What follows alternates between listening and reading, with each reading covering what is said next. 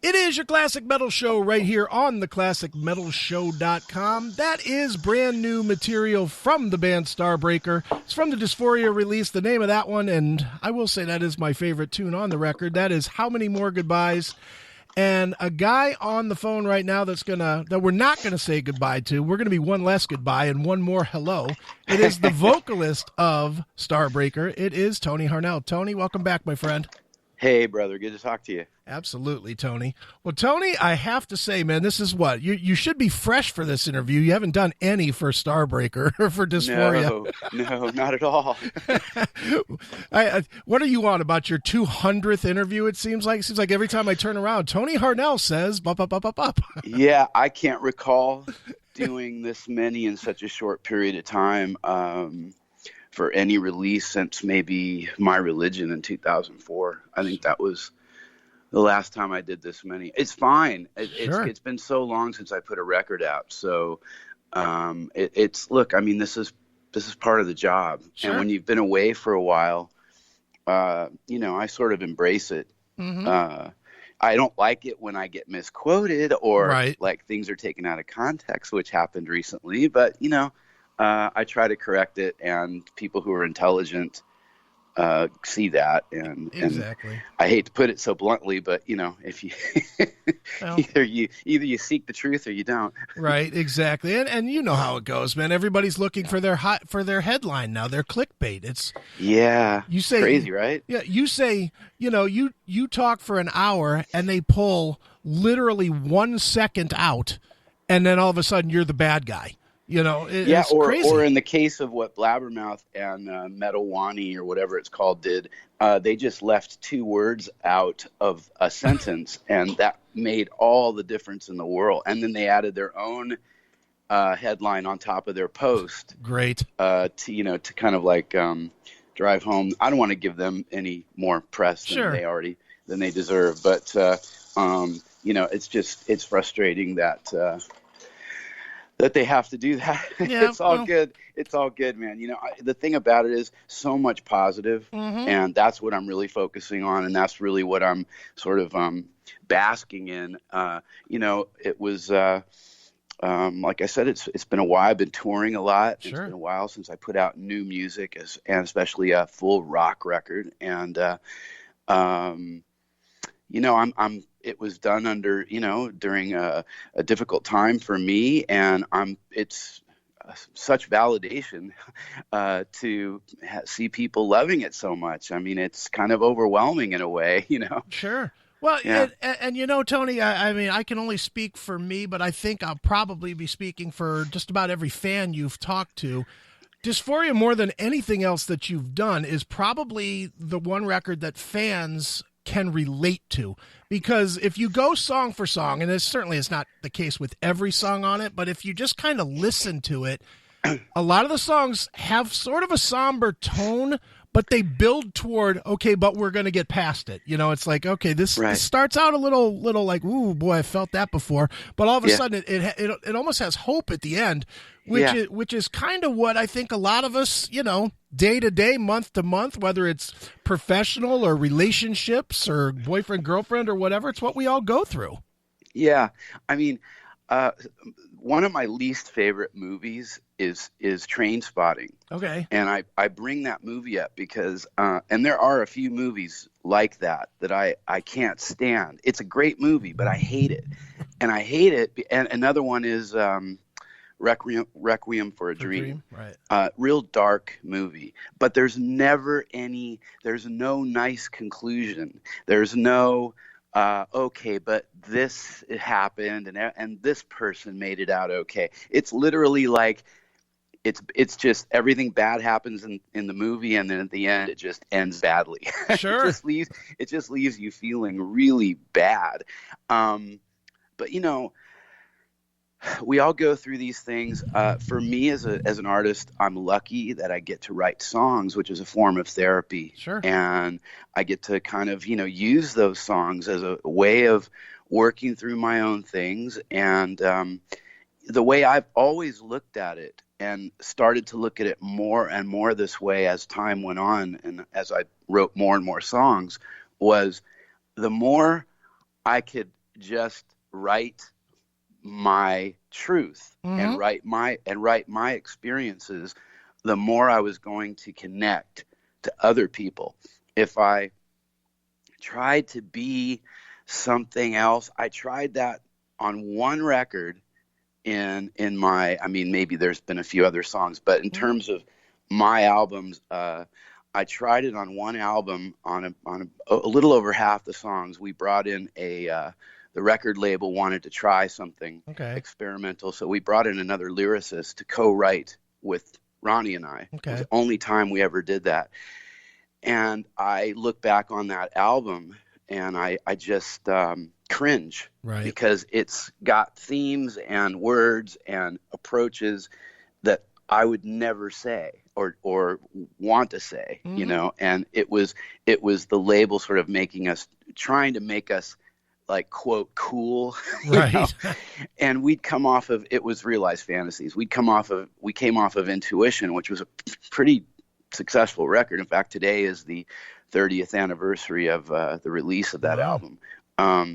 But coming off of that record, you know, we were on a pretty good roll, I thought, after Telling the Tales and Intuition. And suddenly our new label that we were on at the time, Atlantic, said, yeah, well, let's try to make you guys more, I don't know, you know, let's bring in some, and all those themes of, you know, searching for something more, which is basically what Intuition was kind of all about, if I just sum it up into one sentence, searching for something beyond what we see here in front of us.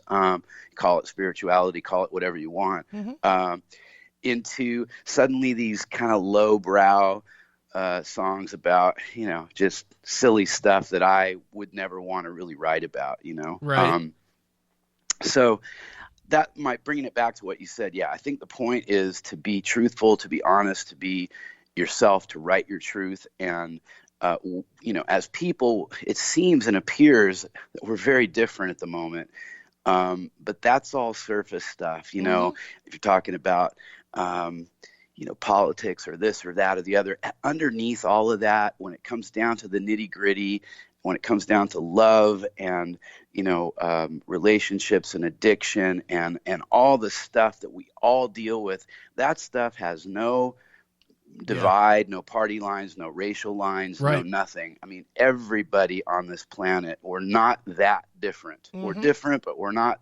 In certain ways, we all experience a lot of the same things. Sure. So, no, you're I kind of rambled there. Sorry. No, it's all good. Well, and it's interesting, and I'm curious for you. I mean, I write books, and you know, I've got 5 books that I've written, and the first one that I wrote it's called Little Victories, which is about my divorce, and I wrote it in real time on going through a really ugly divorce.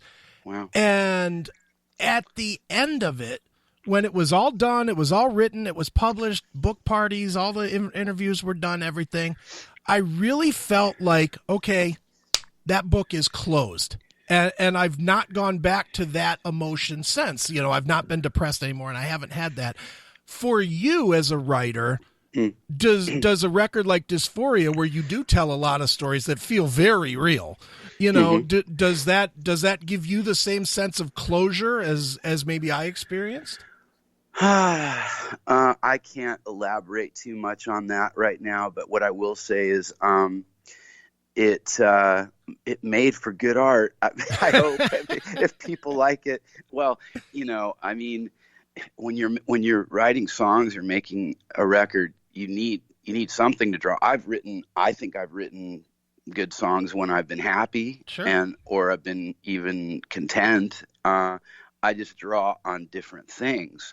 You know, one thing I find is if everything's kind of going okay with, you know, in the love department, then, or if it's, let's put it this way, you know, if nothing dramatic is happening with that, then you maybe tend to focus on crazy stuff that's going on, you know, outside of you that's affecting you. But, you know, this record, you know, do I feel in some ways I do. I definitely feel like I purged some emotions and some feelings. But I actually think that if I'm going to be truthful, I think I have another record and maybe even 2 to sort of to really get full closure on sort Right. of this period of my life. Sure. And I think that they will be different than this one for sure. They'll be different. There's going to be different emotions, I think, and ideas and so forth. But possibly there's a trio of albums that'll have to be done, and they'll probably be done under different monikers. Maybe it'll be a solo record. Maybe one will be something else. I don't know. Sure. Now, for you, Tony, for Starbreaker, bringing it back together, I guess, because it's been a while since the last record. You know, you obviously worked with Magnus again, and you know, I have to imagine just on a scheduling thing, it's not too easy to get him and you together at the same time. You're busy; he's always busy. Yeah. You know, how difficult is it for, now I know you're a pro at writing with somebody from another country and recording and all that stuff, but how difficult was it this time with both of you being quite busy? Well, it was probably harder on him in some ways because he sort of sets his schedule for the year and just kind of goes, you know, knocks off records, you know, so it's like doom, doom, boom, boom, boom. For me, I was touring most of 2017 up until late August, and so you know, he was kind of waiting for me. I would say honestly on this particular record, which was very different from the first Starbreaker and very different from how we did the second Star. They were all done differently. They were all written differently and approached differently. This is the first Starbreaker album that I wrote and recorded all of my stuff in my home studio and engineered myself. So there were no souls around. I don't know if maybe my neighbors, I'm sure, heard me screaming at the top of my lungs at 2:00 in the morning on a few of those songs where I got into the late night sessions. But it was a real cool way of working, I must say. But yeah, as far as scheduling goes, you know, we figured it out in the end. I think it was pretty frustrating at times for Magnus, I'm sure, for how he's used to working with this sort of very scheduled, kind of rigid, you know, thing of, okay, this month is for this and this. Right. It's hard. You know, he's almost like a labels, you know, it's just a different approach. He's really such a talented guy. I mean, even when I listen to this album, I hear new things every time to appreciate about what he did on the record. And he just did a fantastic job. I think it's a very different album for him. Sure. I think if you put up all of his records together, there are similarities, of course, because he has a style. But I think this album and the Starbreaker albums in general are very different from his other albums, which you could sort of, there are things about those records I think that fit together more than the Starbreaker records, especially this one. Sure. So my I guess what I'm really trying to say is I'm trying to take it from scheduling over to this idea that, you know, my approach with putting out records is that they're there forever. Right. You know, a live show, it's truly a moment in time. You know, it's sort of here we all are in this venue, and you know, we're going to come together and do this thing, and then it's over. You know, I mean, sure, stuff gets posted and whatever, but from an organic approach, you know, thought process to this, it comes and it goes.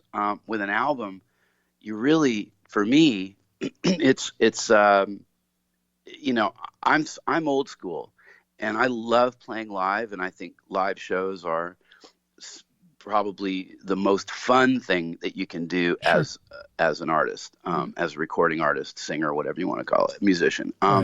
But the album is the true art. You know, to me, that's where you're, you know, you really are, quote, the artist. You know, you're a performer when you tour, but yeah, and an artist, of course, you're delivering your art. But in the studio, when you're writing and you're recording, that's where you're sort of painting. Let's put it that way. That's where you're painting.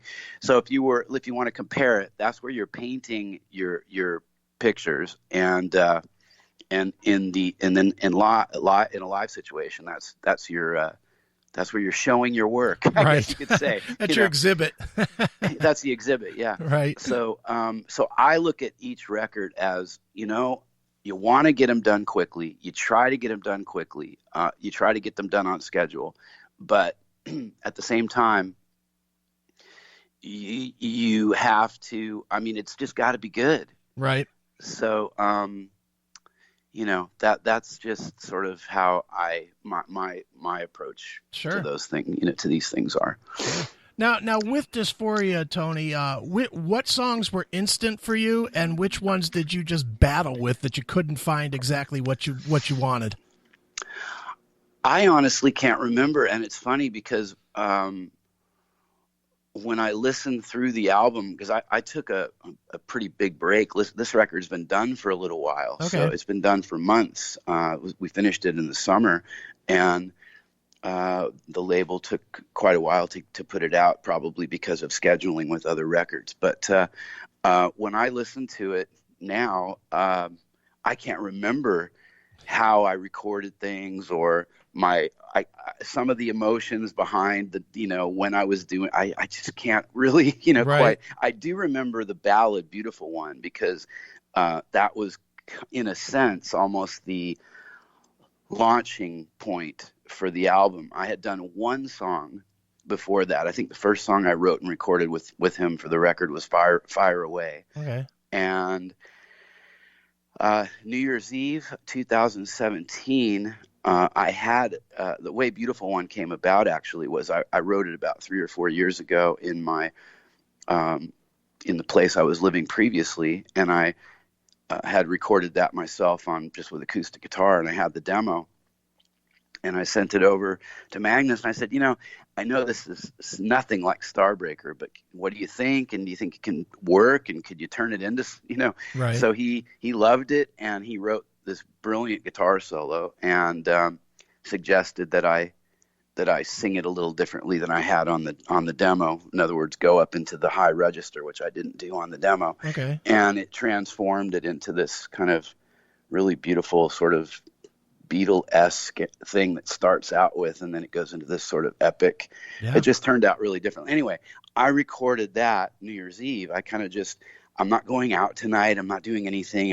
I'm alone here, and I'm just going to stay up all night long and record this song and touch things like some of the couple words here and there and a few things. And it was great. It was probably one of the best New Year's Eves I can recall. Right. I know that sounds really, really depressing, but it wasn't. I really loved it. So Sure. Now, Tony, you, outside of recording and touring, you do some teaching. You teach people how to sing, and as well you should. I mean, you've got that 4-octave range that so many people wish they could have. Well, I don't teach them how to sing. I'm just a vocal coach, really. With a lot of experience. Sure. Yeah. Well, when you're coaching people, what are you finding now? Are you finding vocalists that are looking to be in bands that grow organically, or are you finding a lot more people that are looking to be the next contestant on The Voice, so to speak, that are looking for the quick hit? Because I know you come from an age where, you certainly have had The Voice your whole life, but you really were in bands that even though you were a super talent, everybody else was too, or else you really weren't in them. Well, I've got a staple of people that I'm working with at the moment, that it's sort of divided. I have some serious students that sort of come and go, which is kind of normal. That's what I did with my teacher over the years. I'd work for, a little bit, and then I'd go off and do my thing for a few years and come back, or a few months, whatever case may be. I have kind of a cool staple of people right now that they really just, I think, like the time that we spend and singing and talking about, I'm also a certified health coach. And so sometimes people want to talk about their diet, right, or, it's sort of an all encompassing thing that I sort of do. And so am I finding, I haven't really experienced, I mean, most of the serious singers that I've worked with have gone on to, do some pretty cool things. So, Sure. Quick hit, I don't think there's a good way or a bad way anymore. I think you just grab whatever hey, when the TNT thing came along for me, it might as well have been American Idol American Idol, or right. It didn't matter to me. I was 21 years old, and I had been working really hard and had been really focused and was ready for something to happen. And so it just, I got lucky, and it happened to be a really great band that was exactly the kind of music I wanted to do at that time in my life. So, but it could have been anything.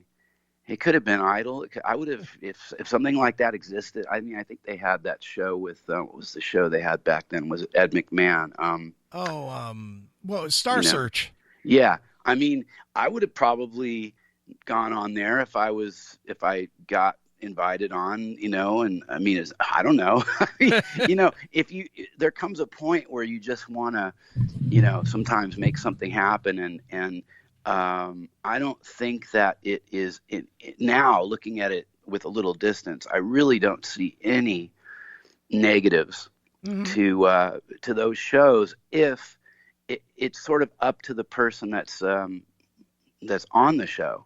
So look at Adam Lambert. He's friggin' singing with Queen, and he was on one of those. He was on Idol. Yeah. Kelly Clarkson, she's doing amazing. I mean, the list goes on and on. Sure. I don't know. I'm pretty sure that most of the young singers who see that as an avenue to success are simply don't know any other way. And if you think about it, if you're not from, and of course a lot of singers who are really pursuing this hard are living in places like Los Angeles, New York, Nashville, right, and large cities around the world. But not everybody's got that luxury either. So if they're living in the middle of the country someplace, I mean, what other possible way would they have to get noticed than doing a show like that? So anyway, I think that my point being, the aspirations someone has for their career long term really doesn't necessarily hinge on how they open the door, as long as they can open it. I think most people just want to get through it right somehow. Yeah. No question, man. Well, Tony, Dysphoria is a record that has gotten just a ton of good reaction. I mean, I go out online and every review is 4 or 5 star reviews across the board. I haven't seen anything negative at all, and surprisingly, not even from the trolls that comment on reviews. Everything has been pretty positive. Yeah. But I see you online going, wow, I'm surprised that so many people are liking this record. I'm curious, what did you expect, or do you just go in praying that it doesn't end up being, a bunch of people killing it, and then just happy that it's, positive? I don't think I've used the word surprised ever. I think what I've said in a lot of my posts especially right after the album came out in the first couple of weeks, and we're only about, I think, not even a month after the release, even sitting here right now. Sure. But I think a lot of my posts were more like, I'm overwhelmed with all of the love for I'm so grateful. And I mean, it's more of that. I don't think I'm shocked that it's been so across the board, like you said. And even a couple of the magazines in there's one magazine in Norway where their job is to find fault. Right. I mean, it's almost like every review they do is more from an angle of, what can I find wrong with it? Like, this is great, but it's always like, but, and also, I mean, they're going to be in Norway, they're going to be harder on me than anybody. So even that review was not a bad review. So I haven't seen anything that said this is, terrible. Right. And that's really, but honestly, in saying that, some of the greatest albums in history have gotten the worst reviews. Yeah, true. So it's really nice. And the difference, I guess, today versus, say, in the 70s or 60s or even much of the 80s was the people writing the reviews were, I guess you could say, they were journalists. They were, probably went to school for journalism. They probably were entrenched in working for a magazine that you could actually buy and put in your hand. I think today what's interesting and kind of cool actually is, we put it down a lot, but when the internet came and exploded, it gave a platform to everybody. So most of the people writing reviews today, even if they're not well written, these are mostly fans that love music. So I think you're getting, in a sense, a better idea of how people really feel about your music than you maybe would have with these sort of snobby, highbrow journalists that were trying to be cool for their, because they were writing for Rolling Stone or whatever the magazine would be. So I just think that when a lot of these guys today and girls are just really honest, and they're not worried about losing a job. They're just kind of like, I'm going to tell it how it is, Right. Obviously, there are some websites that maybe rely a little bit on support from some of the labels, so there may tend to be a little bit of favoritism toward albums that are coming out on certain labels. In fact, I know for a fact that there have been times where some of these sites have written not great reviews, and the label has actually written to them, "How dare you? We buy ads on your," and that's just conflict of interest anyway. Yeah. But for the most part, I'd say it's a positive. Sure. Because you really get a sense of what people think. Sure. Well, and what people think these days are that Dysphoria is a great record. People should check it out. That's my review. That's my 1 second review, that it's a great record that people should buy. Tony, the album is out now. People should go get it. Tell people where they can go to keep up with you and keep up with the record and the potential of tours and all that stuff. The best place is definitely Instagram, and it's just Tony Harnell. That's my whatever you call it, my call name. Social, right? That's my URL or whatever right. It is. And I'm there. And that anything that happens, it's going to be announced on Twitter or my Facebook fan page, I call it, which is or music page, I should say. Right.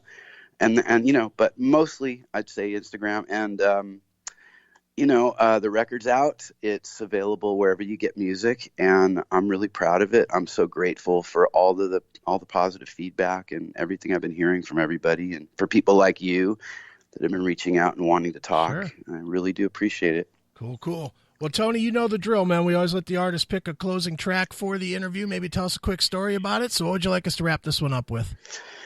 Well, you played How Many More Goodbyes, right? Mm-hmm. So, well, why don't we go with Blind Me, Bright Star.